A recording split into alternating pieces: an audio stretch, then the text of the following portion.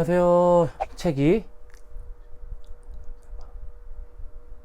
1호 책방입니다. 저는 용도사입니다. 이거 지금 따라하셨으면 찐팬 많습니다. 네, 오늘은 Q&A 특집 2탄으로 찾아왔습니다. 한 달 전쯤에 제 라이브 방송의 댓글로 QJ라고 하는 닉네임을 쓰시는 분께서 신학과 예비 학생인데 신학과 필수 도서 정리해 주실 수 있냐고 그렇게 댓글을 남겨주셨어요. 그래서 제가 그분이 이제 댓글로라도 남겨주실 수 있냐고 하셨는데, 이거는 그래도 한번 영상으로 정리하면 좋을 것 같아서 이렇게 말씀드립니다. 일단 이 영상 보시기 전에 제가 예전에 취향으로서의 어떤 신학 읽기 이거에 대해서 좀 짧게 영상을 남긴 게 있어요. 그걸 한번 보고 와주시면 제가 하는 이야기를 좀 더 이해를 하실 수 있지 않나 싶습니다. 그리고 무엇보다 신학과 가신다고 하시는 분께 제가 말씀드리고 싶은 거는 멈춰! 그럼에도 조금 약간 어두운 이야기부터 시작할 수밖에 없는 것 같아요. 먼저는 신학과를 일단 입학을 하신다고 할 때는 기본적으로 어떤 그 성직자나 그 목회자가 돼서 목회자로서의 어떤 그 사역을 하는 게 기반으로 생각을 하실 것 같아요. 그런데 그 어떤 그 직업으로서의 그 신학적인 어떤 일들은 굉장히 많이 위축되고 있거든요. 그래서 최근에 어떤 기사들도 많이 나오는데, 목회자 이중직 문제가 한국 교계의 중요한 이제 이슈고, 그래서 직업으로서 신학과 전공 어떤 입학 이런 거를 좀 권유해드리기는 좀 사실 어렵긴 합니다. 근데 사실 뭐 그렇다고 해서 다른 과가 뭐 얼마나 또 뭐 그게 있느냐, 뭐 결국 뭐 코딩만 답이냐, 결국 코인이 답이냐, 뭐 그렇게 또 기승전 뭐 코인 주식 이렇게 가는 건 같기도 한데, 어쨌든 그냥 제가 제 주변에서 이제 그런 고민 같은 거, 지금 실질적인 고민을 들어보면 그런 말씀을 일단 좀 드릴 수밖에 없을 것 같긴 하고요. 그리고 신학과 필수 도서 정리를 요청하셨는데, 제가 사실 고민을 많이 했어요. 그래서 필수 도서는 정리를 안 해드리기로 했습니다. 죄송합니다. 영상을 왜 찍냐 이렇게 말씀하실 수도 있는데, 일단 그 좀 화내지 마시고 한번 좀 들어봐 주세요. 왜냐면 신학 전통이라는 게 어쨌든 2000년의 역사 동안 형성된 전통이라서 신학과 필수 도서라고 하는 것이 각 전통마다 다 다르거든요. 다 다르고 어떤 그 강조점이나 차이나 또 어떤 분야에 따라서 필수 도서 같은 것이 다 달라질 수밖에 없습니다. 그래서 그것은 질문하신 분이나 영상을 보시는 분이 어떤 흐름과 어떤 전통과 어떤 문화의 맥락에서 신학을 공부하시느냐, 그리고 실제로 정말 진짜 신학을 이제 하셔서 어떤 학교에 이제 입학을 하셨을 때 그 학교의 신학적인 베이스라든지 배경 이런 것이 어떠냐에 따라서 굉장히 이제 좀 많이 달라질 수 있어서, 그리고 사실 신학과 지금 예비 학생이라고 하신 분은 10대 후반이나 20대 초반이실 텐데, 아무리 뭐 대학원이라 하더라도 20대 뭐 늦어도 중후반이실 것 같은데, 신학과 입학하기 전부터 신학책을 그렇게 보실 필요가 있나? 솔직히 그런 생각이 좀 들어요. 왜냐면 신학과 들어가시면 신학책을 뭐 수업마다 보거든요. 그러니까 뭐 예를 들면 몇 학점을 들으시더라도 수업마다 그 교재가 다 신학책이기 때문에 입학하기 전부터 그렇게 막 신학과를 이렇게 다 막 섭렵하시기 위해서 신학과 필수 도서를 이렇게 다 읽으실 필요는 없지 않나, 그런 생각이 듭니다. 물론 신학적인 그 명저 혹은 고전 같은 책들은 분명히 있어요. 그런 것도 있는데, 그런 것들도 다 검색해보시면 다 그냥 목록 같은 거 좀 나올 수도 있고, 제가 여기에서 오늘 좀 살아있는 이야기를 해드리기에는 그런 것들을 그냥 얘기하는 건 좀 판에 박힌 게 아닌가, 그런 생각도 조금 들긴 들고요. 그리고 무엇보다 제가 이제 북튜버를 하면서 가장 경계하는 것 중에 하나가 책꼰대가 되어서는 안 된다, 이런 거거든요. 근데 사실 신학이라는 것은 탑처럼 쌓은 어떤 2000년의 그 유구한 역사 속에서 빛나는 어떤 그런 인물이나 저서 이런 것들을 좀, 그런 것들 많이 이렇게 좀 추켜 세우는 그런 분위기가 될 수도 있는데, 그런 것에 함몰돼 버리면 최근에 한국 사회에서 일어나는 이 비종교 현상이라든지 앞으로 더 가속화되는 한국 교회 이탈 현상, 이런 것들은 그런 것들과 좀 굉장히 동떨어지지 않나, 이런 생각이 들고요. 물론 어떤 그런 직업적으로 생각하지 않고 그냥 텍스트로서 취향으로서 신학을 읽는다고 하실 때는 그런 고전 같은 것들은 제가 나중에 뭐 댓글로라도 좀 정리를 좀 해드리도록 하겠습니다. 그래서 일단은 그냥 신학책 말고 다른 책들, 뭐 예를 들면은 그냥 뭐 인문교양이라든지 아니면 내 어떤 문학책들, 이런 것들 책을 통해서 좀 나라는 사람의 정서나 어떤 지식이나 뭐 쉽게 말해서 뭐 좀 지정의를 함양시킬 수 있는 그런 좋은 약간 교양서적 같은 것들을 좀 읽어두시는 게 어떨까, 그런 생각이 개인적으로 좀 들고요. 그리고 사실 신학이라는 것은 어떤 그 인문학의 뿌리의 역할을 하기 때문에 다양하게 펼쳐진 인문학들의 어떤 그런 최전선에 있는 책들, 최근에는 이제 또 과학 시대잖아요. 그런 책들을 미리 읽어두시는 게 오히려 나중에 그런 균형이라든지 좀 안목 이런 부분에서 더 낫지 않나, 그런 생각이 좀 들고요. 무엇보다 신학과 입학하시면 솔직히 말씀드리면 현타도 많이 오고 많이 빡세실 겁니다. 지금 많이 노세요. 그래도 그래도 제가 묵티 보니까 책을 들고 왔습니다. 네. 제가 오늘 총 6권 들고 왔는데 첫 번째 책은 꼭 한번 읽어보셨으면 좋겠고, 나머지 5권 책은 그냥 참고만 하셨으면 좋겠어요. 꼭 다 읽으셔야 되는 건 아니고, 제가 볼 때는 이 책을 읽어보시면 도움이 될 것 같다 하는데 역시나 잠깐 꼰대 같은 느낌이 좀 들어서, 물론 다 좋은 책이지만 첫 번째 책만 읽으시고 공부를 하시면서 나중에 읽어보셔도 되지 않을까, 그 생각이 듭니다. 어쨌든 시작해 볼게요. 첫 번째 책은 신학을 공부하는 이들에게 라는 책입니다. 헬무트 틸리케라고 하는 독일의 신학자이자 그 이제 성직자가 쓴 책인데요. 제가 2000년 초 진짜 대학교 신학과에 입학했을 때 첫 번째 수업, 신학 개론 수업의 첫 번째 레포트로 썼던 책이 이 책이었어요. 책 자체는 이전에 나왔던 다른 구판, 굉장히 오래된 책이었고, 최근에 몇 년 전에 새롭게 이렇게 정식 계약본이 나왔거든요. 굉장히 얇습니다. 94쪽 되는 이 책 한 권에 제가 하고 싶은 말에 사실 굉장히 대부분이 많이 담겨 있는 것 같아요. 그러니까 어떤 그런 이 전통적인 어떤 교의학자이자 윤리학자로서 신학의 알맹이를 가지고서도 어떻게 그런 신학으로 함몰되지 않고 교회와 이 세상 속으로 펼쳐질 수 있는지, 이런 것들을 좀 굉장히 균형 있게 얘기를 하면서도 굉장히 또 내공 있는 신학자여서 신학의 다양한 분과 같은 것들을 이렇게 펼쳐내면서 앙상블처럼 얘기를 하는 게 좀 있어요. 그러니까 뭐라고 해야 되나?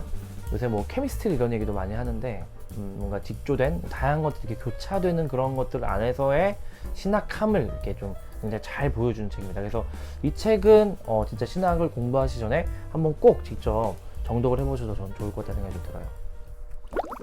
네, 그리고 나서 제가 오늘 5권 정도를 더 가져왔는데, 말씀드렸듯이 이 책들은 좀 꼭 읽으셔야 되는 건 아니지만 제가 읽었을 때 굉장히 좋은 책들이어서 가져왔습니다. 한 권씩 한번 간단히 한번 소개해 봐 드릴게요. 먼저는 그리스도인이 된다는 것이라는 책입니다. 영국 성공의 대주교를 역임했던 로안 윌리엄스라고 하는 신학자이자 신부가 쓴 책인데요. 부제 보면 세례, 성경, 성찬례, 기도 이렇게 되어 있어요. 그러니까 이 기독교라는 전통의 핵심적인 어떤 그 표지들을 짧으면서도 무게감 있게 아름답게 펼쳐내는 글입니다. 아주 쉽고요. 우리나라에서도 많이 아마 널리 좀 읽혔을 거예요. 최근에. 그래서 독서 모임으로도, 소모임 교재로도 많이 읽히고 있는 책인데, 어쨌든 굉장히 정체성이 바뀌는, 세계관이 바뀌는 사건이잖아요. 그러니까 이 신학을 공부한다는 것에는 어쨌든 그런 어떤 믿음이라든지 신앙의 문제의 정체성과 연결될 수밖에 없다고 저는 생각을 하는데, 그런 부분에서 신학을 하는 그리스도인, 그러니까 하나님을, 신을, 이 그리스도교의 이 신을 내가 그리스도인으로서 알아가는 이런 여정 가운데서 이 그리스도인이 되어가는 그 핵심 표지는 무엇일까? 그것을 이 책만큼 굉장히 군더더기 없이 잘 설명하는 책은 없는 것 같아요, 개인적으로. 그래서 저도 뭐 세례나 성찬례나 뭐 이런 것들, 기도 이런 것도 굉장히 좀 너무 판에박기 그냥 너무너무 많이 들어서 그냥 너무너무 그냥 익숙하게 생각할 수 있는데, 이 책을 읽으면 그것들이 좀 이렇게 살아나는 느낌을 좀 받을 수 있습니다. 이 책 추천드려요. 그리고 두 번째는 그리스도교 신앙을 말하다 라는 책인데, 마커스 보그라고 하는 미국의 이제 신학자인데, 그 역사적 연구를 굉장히 진보적으로 좀 연구했던 예수 세미나의 정회원으로 활동하기도 했고요. 미국 성서학계에서 굉장히 큰 어떤 그런 이름 있는 그런 학자의 책입니다. 부제가 좀 의미심장한데요. 왜 신앙의 언어는 그 힘을 잃었는가?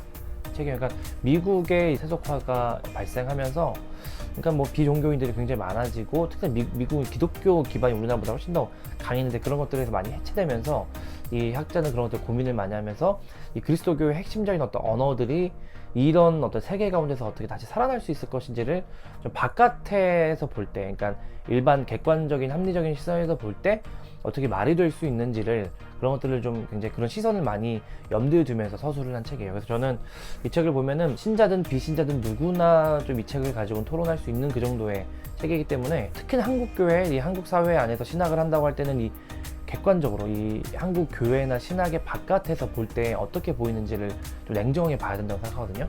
그런 점에서 이 책을 읽으면서 많이 도움을 받았습니다. 그래서 우리가 굉장히 쉽게 알고 있는 여러 가지 뭐 믿음이나 구원, 뭐 성서, 뭐 하나님, 뭐 예수, 부활절, 뭐 죄, 뭐 승천, 뭐 천당, 최후의 만찬, 뭐 이런 여러 가지 그 핵심적인 어떤 그런 언어 같은 것들이 어떻게 이 세상 속에서 한복판에서 어떻게 그것들이 작동할 수 있는지를, 그런 것들이 성서학자가 굉장히 좀 고민하면서 써낸 책이어서 이 책은 굉장히 저는 좀 좋아하는 책입니다. 그리고 앞으로 3권은 역사저술가 역사신학자들의 좀 책이라고 보시면 될 것 같아요. 한국 기독교 어떻게 국가적 종교가 되었는가 라는 책인데요. 이 책은 일본 역사학자들이 쓴 책입니다.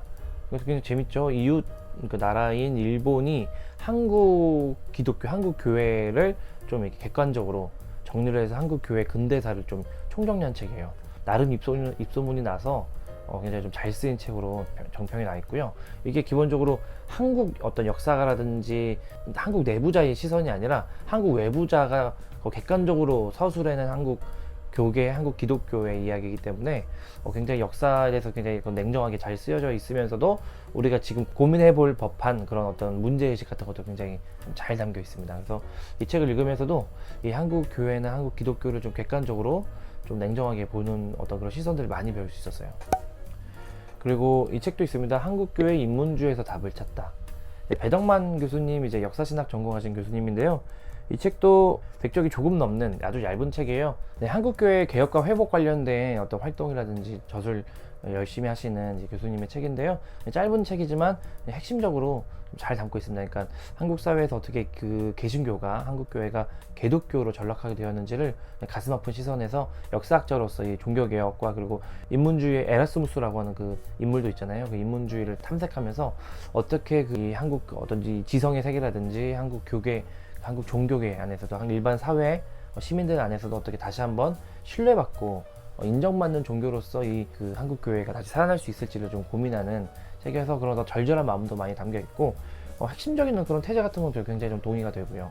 그런 부분에서 좀 뜨겁게 역사학자의 책이지만 뜨거움이 담겨 있는 그런 책으로서 한국 교회의 어떤 그런 문제점을 고민하는 분이라면 꼭 읽어보셨으면 좋겠습니다. 마지막으로 이런 책도 있어요. 쇠퇴하는 한국교회와 한 역사가의 일기. 이 책은 이제 UCLA 한국 기독교학 그 옥성덕 교수님이 쓰신 책인데요. 한 5년 정도 이제 SNS와 블로그에 쓰신 글을 총 정리한 책이에요. SNS에 쓴 책이라고 하면 기본적으로 에세이 느낌일 수 있는데 이 책은 기본적으로 역사가고 한국 교회사를 아예 전공으로 이제 수십 년 동안 연구한 분이 책이기 때문에 글밥들 안에서도 다양한 역사적인 사료라든지 역사적인 그런 가치들이 굉장히 많이 담겨 있는 책입니다. 이 책에 한 가지 아쉬운 거는 이제 목차 구성이 그냥 시기별로 되어 있어요. 목차 그냥 2016년부터 2021년까지만 쭉 이렇게 되어 있고, 물론 이제 작은 소제목 키워드는 다 이제 따로 빼놓긴 했는데 그냥 아예 그냥 구성 자체를 키워드나 주제로 이렇게 좀 새롭게 좀 구성을 했었으면 어땠을까 그런 생각이 좀 많이 들어서, 이게 구성을 이 안에 빛나는 어떤 저는 문장이나 글들이 숨어 있다고 생각하는데 그걸 좀 찾아내기가 쉽진 않지만 그러다 한번 그냥 쭉 한번 읽어보시면 굉장히 좋은, 역사가가 SNS에 쓴 글을 정리했다는 것으로는 표현되지 않는 굉장히 좀 묵직한 이 한국 교회를 객관적으로 바라보면서 냉철하게 바라본, 제목이 좀 약간 의미심장하죠. 그래서 이런 상황에서 어떻게 역사가가 이 한국 교회 초기부터 이 현재까지 어떻게 쭉 정리하면서 그 안에서 어떤 인사이트를 얻어냈는지를 좀 알 수 있는 책입니다. 이렇게 정리해놓고 보니까 약간 뭐 그리스도교의 어떤 본질, 그리스도교의 내용 관련된 책 3권, 그리고 역사적인 역사 저술 책을 3권, 총 6권 정도를 소개해드린 것 같은데, 다시 한번 말씀드리지만 첫 번째 책은 좀 필독을 하셨으면 좋겠고 나머지 5권은 관심 가신 대로 참고를 하셨으면 좋겠다는 생각이 좀 듭니다. 네, Q&A 오늘 여기까지 이제 하고요. 그리고 뭐 다른 주제나 다른 질문도 괜찮으니까 댓글 남겨주시면 가능하면 또 영상으로 또 찾아뵙거나 아니면 댓글로 답변을 좀 드리도록 하겠습니다. 여러분 또 잘 건강히 잘 지내시고 다음 주 일요일날 만나요. 안녕. 조떼꾸알 아시죠? 좋아요, 댓글, 구독, 알람 설정 눌러주세요.